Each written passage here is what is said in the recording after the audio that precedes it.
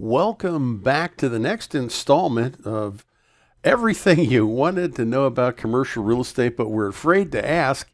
And I've got to tell you, this question is probably the singularly most asked question that I have ever heard in my career as an instructor, my career as a commercial real estate broker.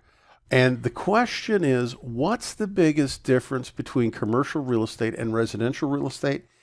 And I like to think of myself as the ultimate reductionist. And if I had to cook it all down to one word, I'd suggest to you that that word is emotion.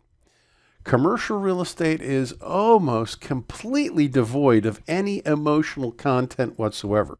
Now, one of the things you're going to learn as we move through this process and some subsequent transactions that we have here is everything I tell you is like 99% accurate, except for every now and again one of these little things rears its ugly head. So there's always an exception to the rule, but for the most part, commercial real estate is normally 100% fact-based. And there's two divisions we need to think about when we start talking about commercial real estate, and that's owner-user and investment deals. Investment deals are based solely on return or the expectation of return. And but when a prospective buyer wants to buy a piece of property, what are they looking for? They're looking for a return of their money and a return on their money. And this is something that you'll learn if you do take any of the CCIM courses. It's a good thing to get back your money. It's also good to get something on your money.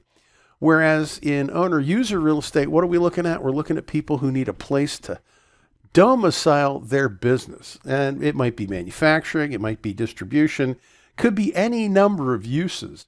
And a lot of the factors that drive that are going to be location. And when I say location, I'm talking about proximity to supplies, proximity to vendors, proximity, for example, if you're in the airplane business, to the airport. If you're in the tour business or the cruise business, proximity to the seaports. So if there's one thing that makes commercial real estate different from residential real estate, it's going to be that it's almost 100% fact-based. Does the location work? Do we have access to the port? Do we have access to the airport? Do we have quick, easy access to raw materials? Or do we have access to the markets in which we're selling the product?